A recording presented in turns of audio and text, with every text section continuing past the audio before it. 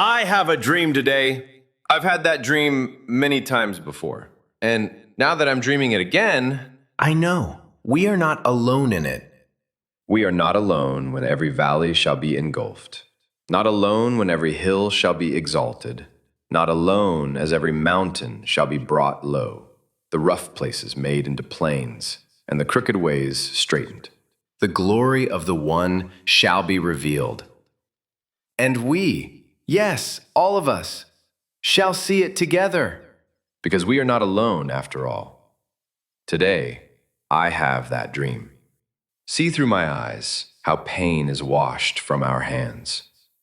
Smell the scent of final victory. Taste the redemption that now hangs in the air. We are not alone.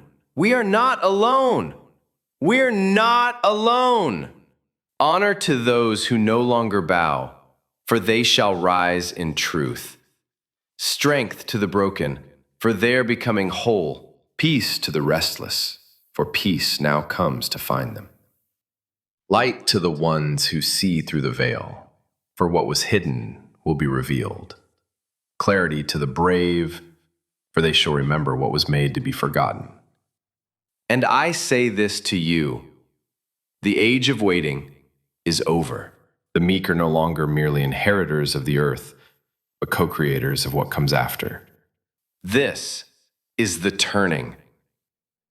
Some still ask, what's going on? Mothers crying, brothers dying, but the silence is louder than the gunshots. You may say I'm a dreamer, but I am no longer the only one. Because now we imagine.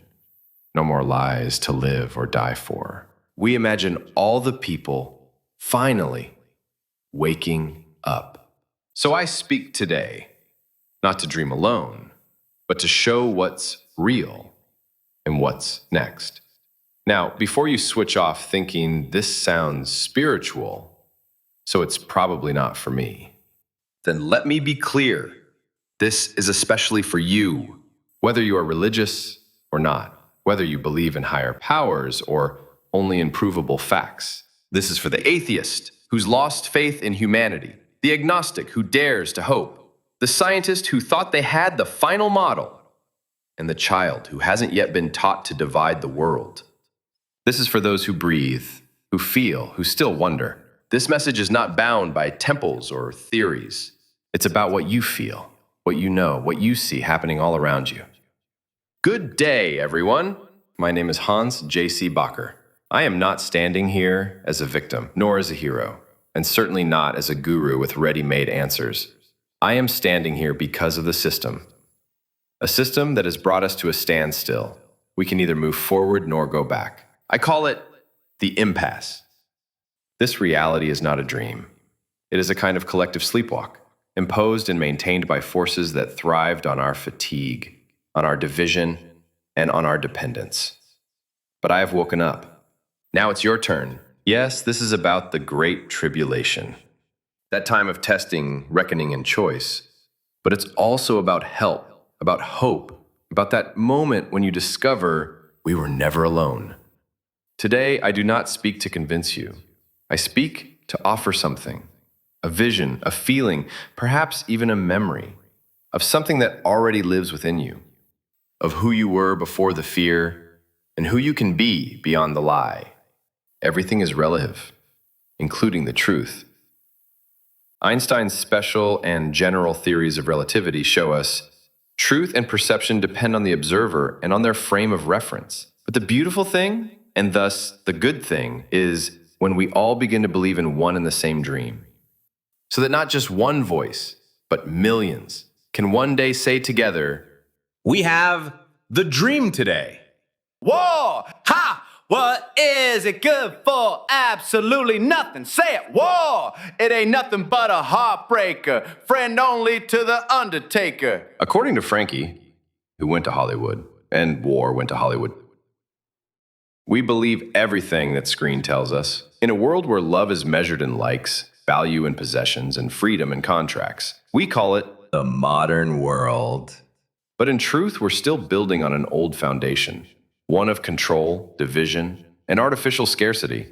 We're still living in the interbellum, after a First World War that never really ended.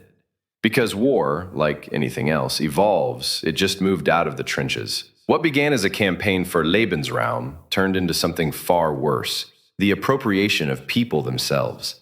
The war has opened fire on civilians. Quietly, invisibly, and without their knowledge or consent. We live in a nightmare, and hardly anyone notices. We have become the war. We are the system, and only a few of us actively participate. But most of us are simply caught in it. A matrix of power and manipulation, fed by fear and division. Military force no longer hides just in governments, banks, corporations, or intelligence agencies. Though, yes, it plays its game there. It's also in algorithms, in narratives, in thought patterns, programmed into us as normal. It's not a person, not a race, not a religion. It's a system, elusive, and yet everywhere. A kind of parasitic software, running on our energy, our attention, our not knowing. This isn't science fiction. This is science, psychology, history, and spirituality combined. What we call reality is in fact a carefully caged experience, where everything true, good, and pure gets marginalized, commercialized, or criminalized. Remember when, as a child, you asked, "Why?" a little too often, and someone sighed. Now all we hear is the sigh, and no one asks why anymore. This isn't a dream. We taught ourselves to go numb, with stuff, with status, with speed.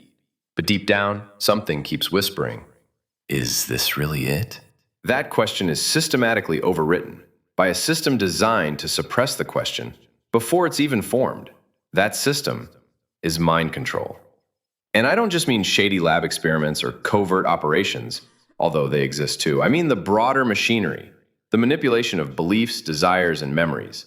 The real battle takes place in the margins. That's where you'll find the TIs, targeted individuals. People like me, marked, tracked, sabotaged. Not for who we are, but for what we see. For what we know, for what we can't ignore. Some still say, that's not possible. But that's exactly how the system works. It makes the unthinkable unimaginable, and the obvious suspicious. You keep hearing it on the news. The police found a deeply disturbed man. But often, that man is just a TI, desperately trying to be heard. Not for his pain, but for his truth. He's the lone soldier, fighting a war that the rest of the world experiences as a dream. At worst, they sense it, but don't understand it. But here's the thing. This system has an expiration date. It runs on lies, and lies wear out. It runs on suppression, and suppression crumbles. It runs on secrecy, but the system can't keep up with the growing number of secrets. Secrecy can no longer survive in this time. What was hidden for centuries, behind smoke screens and ridicule, is now coming into the light, not through violence, but through awareness, not by revolution, but by evolution. And yes, there is help. Help from beyond. Call them ETs. Call them higher intelligences. Call them whatever you want. But they are here. And they have not come to take over. They have come to give back what was always ours. Our free will, our creative power, our truth, and above all, our freedom to dream again. We will not go quietly into the night. We will not vanish without a fight. We are going to live on. We are going to survive. Today, I still hear the TIs shout in silence. In my dream, we now reach the tipping point between the old system losing its grip and the new reality beginning to unfold. A doctor who asked questions, a TI who protested, a child who felt something no one acknowledged, a dream, a sudden insight, a memory shifting like a veil, a soft revolution. And then something new arrived. For some, light orbs above crop circles. For others, voices, dreams, downloads, chance encounters. The help from outside came, but rarely as expected, more like an unexpected gift. the kind that arrives precisely on time, from an unforeseen direction, and yet feels like it was always meant for you. But let me make one thing clear. These beings are not toys. They are not our servants, not pets, not magical wizards. They don't mow your lawn. They don't come to fix you while you watch Netflix. They are no gods and no gadgets. And they are not obligated to stay if you do not treat them with RESPECT. What I say may sound harsh, but it's necessary. Because many are now encountering other realities and still respond like consumers. Cool, aliens. Where's my upgrade? That attitude doesn't work. You don't ask a Buddhist monk to do your laundry. You don't shout at a child to grow up now. Especially not if you yourself refuse to take that final step of growth. So why would we do that with interstellar visitors? These beings are intelligent, autonomous, and spiritually mature. They choose contact, not because they need us, but because they sincerely want to help us grow. That contact is sacred. They know true growth is never forced. We will get our free will back, just as they too have had theirs for millennia. So they came softly, through dreams, meditation, synchronicity. No bombs, no war, no live press conference, because those who bring peace do so in silence. Above Times Square, no ships. Disclosure didn't come from above, but from within. Truth needs no fight, only space. And that came. Financial systems trembled. Media lost its credibility. Institutions clashed with their own inhumanity. Confusing? Yes. Painful? Sometimes. Lonely? Often. But real. And the real gained ground. The truth didn't break through with spectacle. It crept through the cracks of our consciousness, offering glimpses of an extra matrix life. Not as science fiction, but as a natural consequence of inner preparation, planetary maturation, and cosmic timing. Those who want peace say, "We shall never surrender, and even if, which I do not for a moment believe, this island, or a large part of it was subjugated and starving, then our kingdom beyond the seas, armed and guarded by Tom's fleet, would carry on the struggle, until in the one's good time the new world, with all its power and might, steps forth to the rescue and the liberation of the old." First contact is not a script. First contact is not a choice. First contact with this planet, which they call a small island in the vastest ocean, the universe, is inevitable. Once described as blue and green, this little island from a distance is simply a pale blue dot, and that realization underscores our responsibility to deal more kindly with one another and to preserve and cherish the pale blue dot, the only home we've ever known. A temporary home, not to own, but to care for, because it lives. That is a fragile responsibility we carry as humans. As Greta Thunberg reminded us in Davos 2019, adults keep saying we owe it to the young people to give them hope, but I don't want your hope. I want you to act as if the house was on fire. Because it is! Other actors on the canvas of life once said, "Our problems are man-made, therefore they can be solved by man. You, the people, have the power to make this life free and beautiful. For there is always light if only we're brave enough to see it, if only we're brave enough to be it. If we have no peace, it is because we have forgotten that we belong to each other. In my dream, we don't just belong to each other, we are each other. I am you, you are me, he is her, it is it, they are us, we are them, but only we can save ourselves from the slavery of the nightmare we've been living." Just like with a quarrel between neighbors or within a marriage, getting involved is a risky choice. Either you save the day or you become the scapegoat. That's why our heavenly hearts, helpers from extraterrestrial advanced realms that support, choose to remain on the sidelines. They understand, support, and encourage us, but they don't play on the chessboard. Not as backseat drivers, but as parents who let their child experience its own life lessons. We must grow into our own ultimate awakening. So yes, there is intervention, but in logical stages. Number 1, centuries of observation, monitoring, and problem analysis. 2, compassion without interfering in our history. Number 3, clear signs of presence and support without direct interference. Number 4, promises of improvement through signs and written messages. Number 5, space to grow and choose the only heavenly solution ourselves.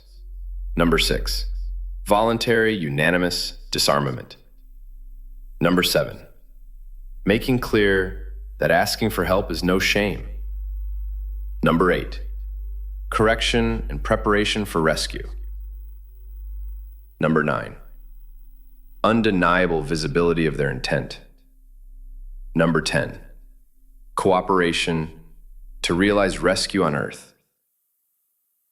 And by now, this is no longer future music. It's not a sudden twist, but a gradual awakening. A collaboration between our free will, time, and their patient love as guidance, as activation, a conscious, peaceful break from the lie we've called life. True contact is not when a ship lands on Red Square, not when a leader admits they are here, not when a secret base is leaked on TV. True contact happens when you feel, deep inside, I was never alone. We call them ETs, galactics, interdimensionals, but they themselves use none of those labels. They are not a race, a flag, a uniform. They are consciousness, evolved, compassionate, and free. Free from fear, free from control, free from time. Yes, they have bodies, ships, technology, but what truly defines them is their alignment with love, with truth, with harmony. They did not come to point fingers at us. They came because we asked, because we finally became able to receive what we had excluded for so long. Why now? Because the old system lost its grip, because enough people began to awaken, because planetary consciousness crossed a threshold, and because they too made a promise. They could only step in once we ourselves had reached a certain point of responsibility, of permission, of soul recognition. That threshold was met. And there they stood. Or rather, they had been there all along. And finally, we were able to see them. Everyone. It felt like a dream, more real than real. Children suddenly spoke clearly about the others. We remembered again. We are stardust. We are family of the heavens. They helped us remember how to communicate without words, how to read energy, how to let creation emerge rather than force it, how to live without fear. We became free again, just as they already are, without hierarchy, without laws. They do not stand before us, not above us, but behind our backs as supporters, amplifiers, reminders. This is the end of separation, of inner and outer, of human and cosmos. We return to something that was never gone, the knowing that we are connected to all that lives, and that love is the most advanced technology that exists. But what does that mean for us? What is ours to do? How do we build a world in which no one is forgotten, oppressed, or interrupted? In short, how do we go on as free beings in a free universe? To the rulers of the old world, I say, we represent diversity, kindness, compassion, a home for those who share our values, a refuge for those who need it. And those values could never be shaken by your attack on your own people. What kind of peace do we seek? Not a Pax Universala enforced on the world by our own weapons of war. Not the peace of the grave or the security of the slave. I am talking about genuine universal peace, the kind of peace that makes life on earth and beyond worth living. We all want to help one another. All beings are like that. We want to live by each other's happiness, not by each other's misery. We enter into a covenant that we shall build a society in which all souls, both saviors and the ones saved, will be able to walk tall. A rainbow nation at peace with itself and with the world. People, your divine kingdom has returned to you. But never forget how far you've come. Just a few centuries ago, our ancestors still said things like, "The slave trade is the ruling principle of all our commercial intercourse with Africa." William Pitt, the Younger, British Prime Minister, 1792. The Dutch weren't the first to use slaves, but they were the first to turn it into a profitable model. Historian Pete Emmer, paraphrased. Not long after, when that very system began to crumble, I didn't know I was a slave until I found out I couldn't do the things I wanted. Knowledge makes a man unfit to be a slave. Frederick Douglass. Whenever I hear anyone arguing for slavery, I feel a strong impulse to see it tried on him personally. As I would not be a slave, so I would not be a master. Abraham Lincoln. But even this was nothing new. The Bible already whispered these truths millennia ago. No one can serve two masters. You cannot serve both the Most High and Mammon. Jesus. Matthew 6:24. You shall know the truth, and the truth shall set you free. John 8:32. So, did we really learn anything then or now? From physical chains to digital cages, addicted to likes, clicks, shares, enslaved by markets that sell your attention, by algorithms that predict your behavior, by apps that make you believe more is the same as better. In this old world, money was the master, fame the savior, and status the currency of self-worth.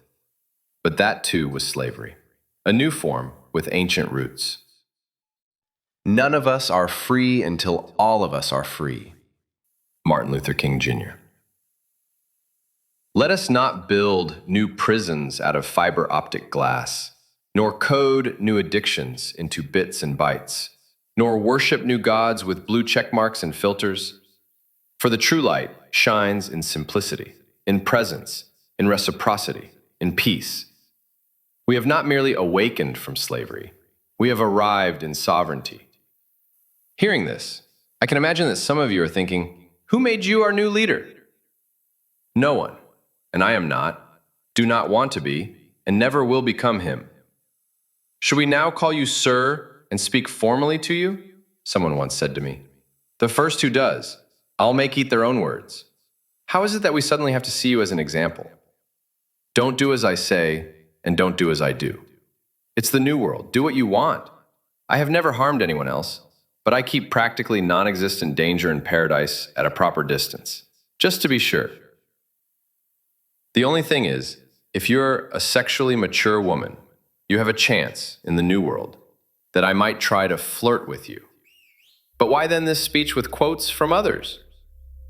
Firstly, because I often can't say it more aptly myself, but especially because I'm already partially freed from the mouth of the old world. In this cracked mirror of the old world, I show you the perfection of the new. Where my first life may perhaps be a learning moment about the old, after my rebirth, I am unrecognizable to all that evil. I have already touched the inviting, outstretched hand from the new world. In my case, it was that of E.T. Tom. His own heart also felt the warmth of my hand. He felt my burning desire to be allowed to belong to the hearts too. Because actually, it's the other way around, since we are the aliens and misfits in what they simply call their perfect world. Because I have already been treated as a guest by them almost daily for years, I believe I can call myself an expert by experience. If I wanted to, I could write a new song or speech about it every day. That's how beautiful your new world is, too. So, consider this speech the summary of everything that might still flow from my pen. What for them is just another connection is for us the greatest human event of all time. My speech of speeches is no more than a modest attempt to put that world-encompassing event into words. But it is also your first speech that you hear that talks about the new world in this way. Everyone is coming back to celebrate it. Hence the many quotes from people we know. We'll soon be able to ask Martin Luther King, JFK, Jesus, Charlie Chaplin, and Frederick Douglass ourselves whether they even meant their now iconic statements that way.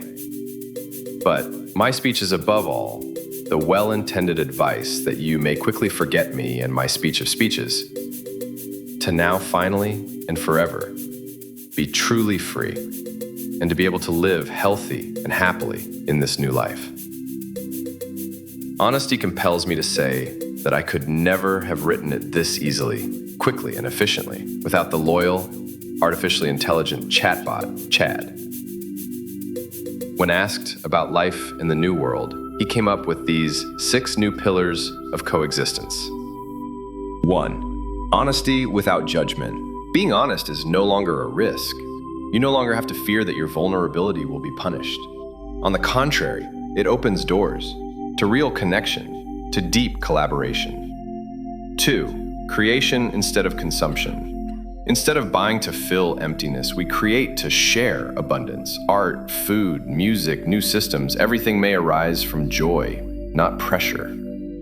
3. Learning from within. Education is no longer imprinting, but unfolding. Every child, every adult learns from curiosity, not for a diploma, but to grow. 4. Technology is an extension of consciousness. Technology is still impressive, but it no longer demands sacrifices. No data, no control, only consent, collaboration, and alignment with love. Machines now support your rhythm, your energy, your autonomy. 5. Healing as remembrance. Health comes from within, not through pills or protocols, but through balance, through food that truly gives good life, through breath, through rest, through healing your past and that of the world. 6. Earth as partner, not possession. Land is no longer for sale. Water belongs to no one. The earth is a living being, and we live together. Every tree, every stone, every animal is once again seen as family. Thus spoke Chad. Finally, a few last remarks about the new life. Money disappears, and from now on, we reward each other with compliments and karma points. There is no police, army, and court anymore. Injustice, crime, and war belong to the past forever. Everything is doable and discussable, because there will never again be others who can be harmed by it. If this isn't a dream come true, what you feel now, the silence, the peace, the space, that is only the beginning.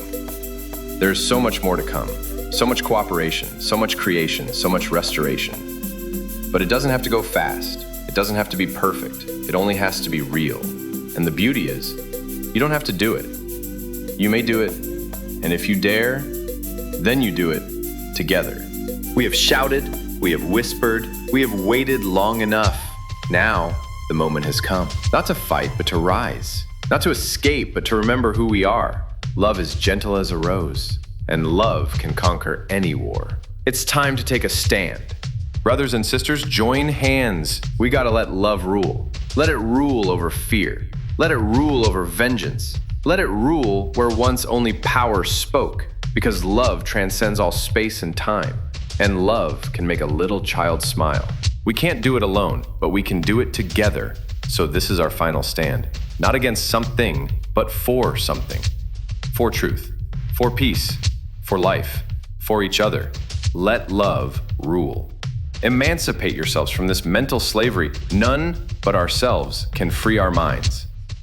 Freedom doesn't mean doing whatever we want, whenever we want it. True freedom means taking responsibility for our choices and their effects on others. Freedom without awareness is chaos, But freedom with awareness, that is divine.